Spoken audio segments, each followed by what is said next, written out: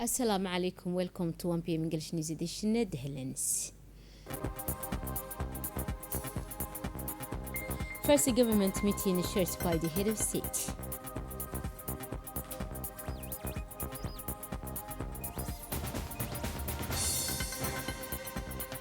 A Saudi airline are preparing to launch a direct flight between Riyadh and Mogadishu. Those are the headlines and welcome to the national news shared by the President of the Republic, successfully the cabinet held her first meeting of 2026 this morning, Tuesday, January 13. During the meeting, the ministers discussed a number of drive law, including in the agenda of the first section of the Council. For more detail, with Dini. Bismillahirrahmanirrahim. Sous la présidence de son Excellence, M. Ismaël Omar Guelleh, Président de la République, chef du gouvernement, a eu lieu ce mardi 13 janvier 2026 la première séance du Conseil des ministres. First question. Draft degree providing for the exceptional affiliation of Djiboutian Coast Guard personnel to the Military Retirement Fund. The purpose of this draft degree is to establish on an exceptional basis the affiliation of Coast Guard personnel to the Military Retirement Fund in order to adapt their social protection system to the specific requirements of their missions.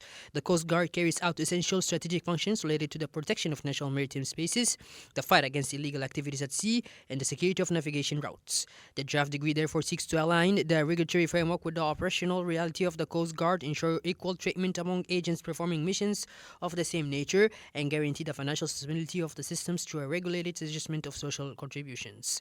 Ministry of Youth and Culture. Second question. Draft degree on the organization and function of the National Commission for Cultural Heritage. This draft degree aims to establish the National Commission for Cultural Heritage as a permanent conciliative body attached to the Ministry in charge of culture in accordance with the provisions of Law number 208/N/25/9th Legislature of 29th December 2025 relating to the protection of national cultural heritage.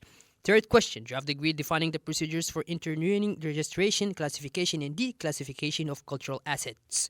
This draft degree seeks to ensure the implementation of Law number 208/N/25th of 9th Legislature of 29 December 2025 relating to the protection of cultural property.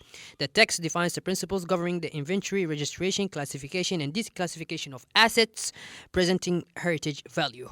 Fourth question. Draft degree classifying the Abroma Rock Art Site as National Cultural Heritage. National Cultural Heritage is an essential pillar for collective identity and memory, and its protection falls under the responsibility of the state. In accordance with Law number 208/N/25/9th Legislature, the Abroma Rock Site located in the Tajara region is among the most remarkable rock art complexes in the Horn of Africa. It stands out for its richness and excellent state of preservation, with more than 937 engraved panels depicting the evolution of human societies. Due to its archaeological, historical, artistic, and scientific value, the Abroma site is officially recognized and protected as National Cultural Heritage. Ministry of Infrastructure and Equipment. Fifth question. Draft order approving the provisional budget for the National Meteorology Agency for the 2026 fiscal year. The provisional budget for the agency is balanced in revenue and expenditure at 226,624,966 Djiboutian francs. Ministry of Justice and Penitentiary Affairs in charge of human rights. Sixth question. Draft order approving and enforcing the provisional budget of the National School of Judicial Studies for the 2026 fiscal year. The provisional budget for the school fiscal year is set at 1,226,817 in both revenue and expenditure. Ministry of Communication in charge of Posts and Telecommunications. Seventh question. Draft order adopting the provisional budget of Djibouti Post for the 2026 fiscal year.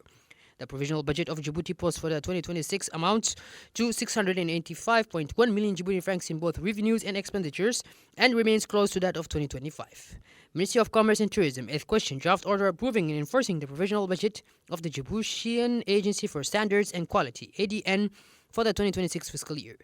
The provisional budget of ADN for 2026 is balanced in revenue and expenditure at 134.9 million Djiboutian francs. Ministry of Budget. Ninth question. Draft order allocating a land parcel for the benefit of the Ministry of Interior. The purpose of this draft order is to allocate for the benefit of the Ministry of Interior a land parcel with a surface area of 29,953 square meters located in Damarjok. This parcel is placed at the disposal of the Djiboutian Roads Authority and is intended for the establishment of customs surge zone for the benefit of the Roads Authority. 10th question, draft order on exportation and transfer of a land parcel with a total area of 16.84 hectares located in Nagad for the benefit of the Djiboutian Company for Urban Development and Construction. The draft order aims to allocate a land parcel with a total surface area of 16.84 hectares located in Nagad to the Djiboutian Company for Urban Development and Construction. The land is intended to host a real estate development project within this subdivision area. Communications. The President of the Republic, Head of Government, requested the Ministry of Youth to accelerate the opening of the Railway Station Museum, former Djibouti Railway Station, located on the Plateau des Serpents. The Ministry of Foreign Affairs and International Cooperation government spokesperson delivered a communication on the official visit of His Excellency Dr. Abiy Ahmed Ali, Prime Minister of the Federal Democratic Republic of Ethiopia, to the Republic of Djibouti on 11 January 2026. This visit was marked by high-level exchange that made it possible to highlight the strong ties of friendship and cooperation uniting the two countries, as well as their brotherly and neighboring peoples. The Prime Minister delivered a communication relating to the restriction of public administrative establishment as part of Phase 2 of the reform process undertaken by the government. The Minister of Foreign Affairs International Cooperation of the Federal Republic of Somalia, Mr. Abdulsalam Abdi Ali, held a telephone conversation with the Minister of Foreign Affairs of the People's Republic of China and member of the Political Bureau of the Central Committee of the Communist Party of China, during which they affirmed the strengthened further strategic partnership. For more detail in this report. Somalia and China reaffirm strengthening of a strategic partnership. Somalia's Minister of Foreign Affairs Abdulsalam Abdi held a phone call with his Chinese counterpart, during which both sides reaffirmed the strengthening of their strategic partnership. China reiterated its firm support for Somalia's territorial integrity, stressing that Somaliland is an integral part of Somalia. Somalia, in turn, reaffirmed its commitment to the One China principle and support for China's national reunification efforts. The two sides agreed to extend cooperation in trade, development assistance, and international coordination, while emphasizing respect for sovereignty, non-interference, and international law. Saudi Arabia airline is preparing to launch a direct flight between Saudi Arabia to Mogadishu. For more detail in the report. The Airlines is preparing to launch direct flights to Mogadishu as part of effort to strengthen relations with Federal Republic of Somalia. Saudi aviation authorities have completed a technical assignment to Mogadishu's international airport, confirming its readiness to receive Saudi aircraft. Flights are expected to begin soon, though no official date has been announced. The initiative aimed to facilitate travels between the two countries, support pilgrims and Umrah journeys, and enhance economic, commercial, and people-to-people exchange.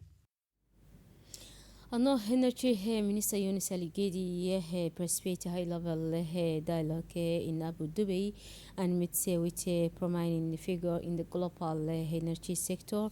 On Monday, January 12, 2026, Energy Minister Yunus Ali Gedi participated in high-level ministerial dialogue in Abu Dhabi. On the sidelines of this participation in the 16th section of the General Assembly of International Renewable Energy Agency, IRENA.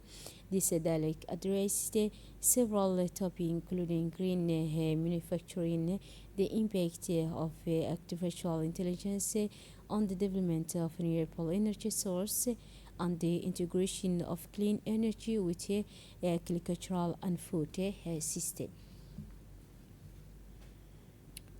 Welcome dear viewers to this interview with the chairman of the Port and Free Zone Authority, Mr. Abubakar Umar Hadi regarding the visit of Ethiopian Prime Minister Abiy Ahmed Ali. During this visit, Ethiopian Prime Minister conducted a file visit to Vital Port facilitated.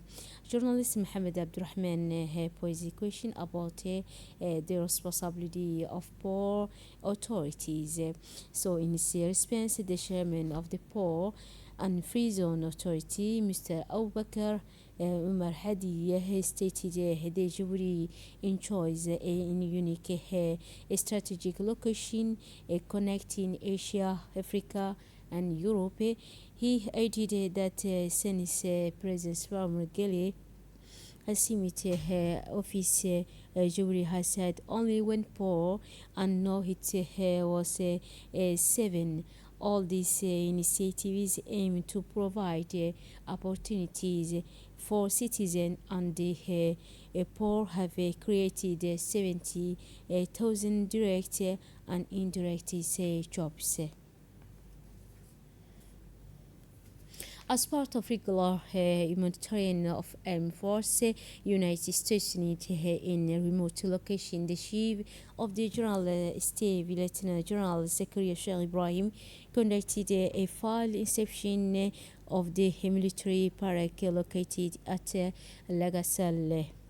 This visit reflected the commitment of the General Staff of the Egyptian Armed Force to maintain in direct contact with deployed unit, assessing their overall organization and also ensuring the effective execution of their signing mission. During this inception, the chief of the General Staff reviewed the general situation of the garrison, the environment of its personnel, its role and also its role in the Lagasal region.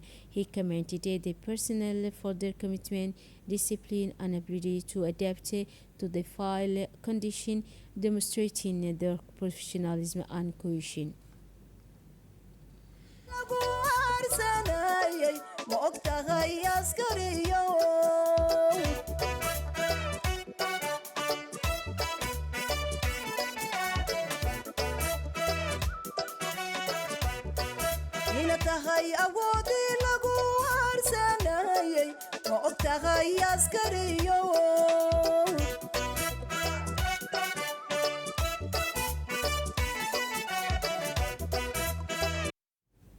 The association, the Djibouti Association for the Development of Sport Activities, they met in close collaboration with the Laboratory for Analysis, Modeling and Optimization, LEMO, at the University of Djibouti, organized the qualifying round for 2026 National Mathematics Olympia, a prestigious academy event aimed to promoting scientific excellence on Monday, June 12, 2026. This crucial stage held simultaneously at 4 locations in Djibouti City as well as at location in each of the country's 5 regions. It witnessed a wide participation with approximately 5,000 students from various grade levels and from the 5th grade of primary school to the final year of secondary school science track, along with around 600 students from the University of Djibouti representing the graduate first, second, and third year and master's students. This tournament reflects the growing interest in the mathematics and the integration of the Olympia into comprehensive educational pathway from primary school to higher education.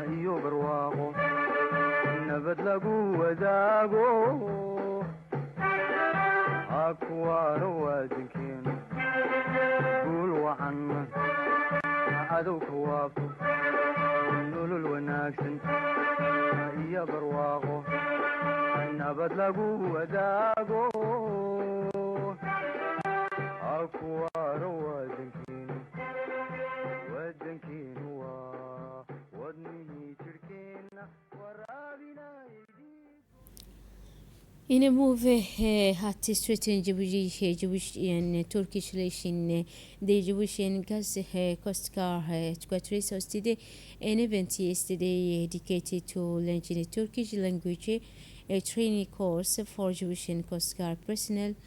This initiative is a partnership with the Turkish Mary Fair Foundation and under the auspices of the Embassy of the Republic of Turkey in Djibouti. The training program targeted 30 officers and non-commissioned officers on comings within the framework of effort to enhance the human and optional capability of the Jewish Coast Guard, particularly in the area of international cooperation and maritime security and safety, where language proficiency is a pivotal strategic tool for supporting effective file performance. The opening ceremony was attended by Ambassador Ejal Sapri, Ergin, Ambassador of the Republic of Turkey to Djibouti, Colonel Wais Omar Bare, Commander of Djibouti Coast Guard, a representative from the Himari Foundation, and number of Coast Guard leaders and officers.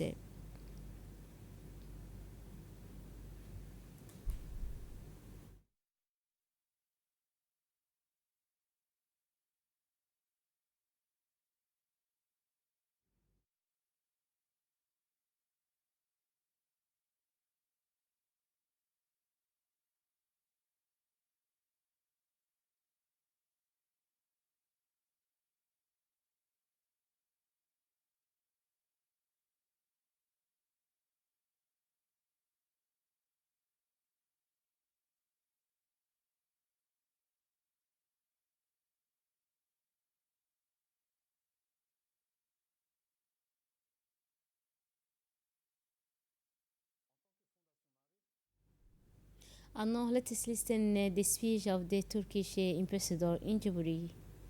C'est un réel honneur pour moi. It is with great honor for me to be with you today on the occasion of the launch of the Turkey language course implemented within the framework of cooperation between Djibouti and Muarif Foundation and the Djibouti Coast Guard. Allow me also to warmly congratulate the Djibouti Coast Guard on its 15th anniversary, whose celebration I had the honor to attend. Relations between Djibouti and Turkey are at an excellent level, built on friendship, trust, and multi-phase cooperation. In this positive context, directed communication and human contact plays a vital role. We highly recognize Djibouti Coast Guard as a distinguished, highly professional, and effective force facing complex security challenge in a region of major global strategic importance. We hope this language training program will further strengthen the ties between Turkey and Djibouti, not only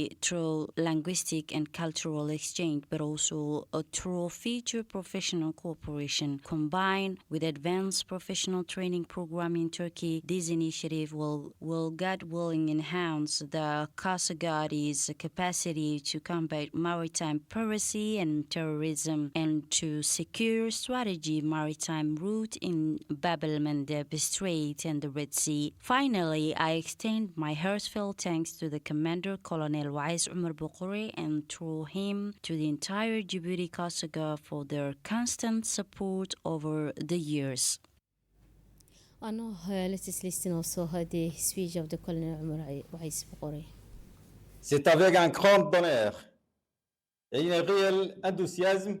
Allow me to begin with these words of Nelson Mandela. If you speak to a man in a language he understands, that goes to his heart. If you speak to a man in his own language, that goes to his heart. Your Excellency, it is with great honor and genuine enthusiasm that I stand before you today to inaugurate this Turkish language training program, an initiative that marks a significant step in the development of our personnel skill in the maritime field, where rapid and precise communication can mean the differences between success and failure, and where every word account. During operation at the sea, the ability to communicate directly without intermediary is an invaluable asset. This training will provide you with the linguistic tools necessary to excel in your mission and to strengthen bonds of trust with our international partners. Dear participant, learning a new language requires courage, perseverance, and remarkable openness of mind. You have chosen to step out of your comfort zone to improve yourself, and these deserve our sincere recognition. Your Excellency, this training is far more than a simple language course. It is a cultural bridge and an opportunity to better understand our rich civilization and a nation with which we share common interests in maritime security and safety. I would also like to remind you that through this initiative, you embody the values of excellence and openness that characterize the Coast Guard. You are ambassadors of our commitment to international cooperation and professionalism. I hereby officially declare this Turkish language training program open and wish you all a fruitful and rewarding learning experience. Awareness activities for economic cooperation in the LCB area on customer protection and market regulation as part of the mission to monitor jobs and protect consumers. The Internal Trade Department of the Ministry of Commerce, Trade and Tourism conducted awareness activities for economic operators in the LCB area on January 6, 2026.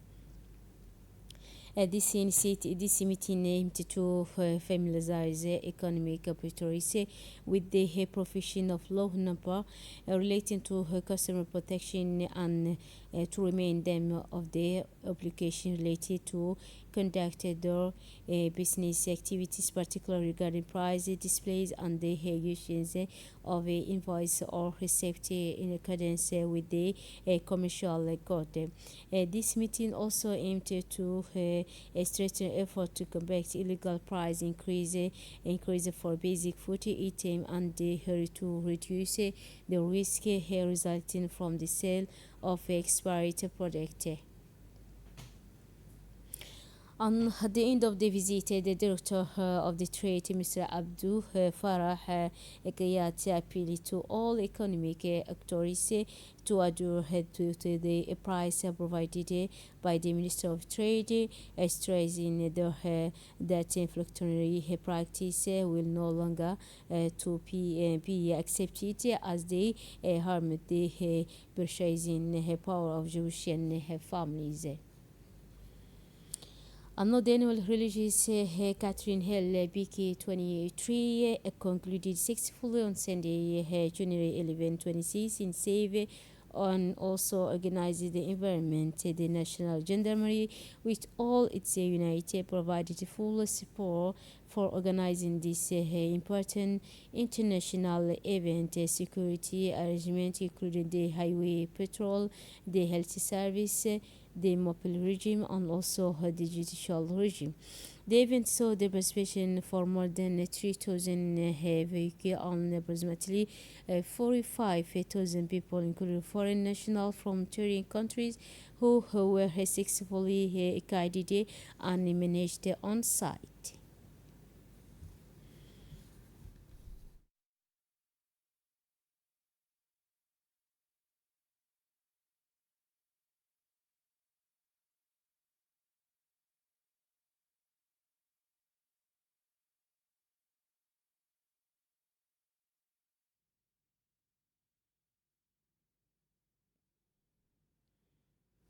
And no traffic tragic accident claimed to life of 4 people and caused grief in the Tajura region. Yesterday afternoon, tragic traffic accident occurred in the Haranda area near the village of Boli, resulting in the immediate death of the 4 people and injury to several others. The most serious cases required the urgent transfer of some of the injured to the capital. This accident has plunged the families residing in the area into the deep sorrow. An exceeding match in the popular Progressive Party (APP) branch determined support of the President of the Republic as part of the Popular Progressive Party (RPP) branch tournament organized to support the President of the Republic successor Regale. The team from the Nasib and Hayabli branch of the RPP faced off in match held at the King Fahd Stadium. Although the match was intense and highly competitive, it showcased the skill and professionalism of both teams. Before the end of the first half, the Hayabli branch team managed to score 2 goals, thus taking the lead of the Nasib branch team.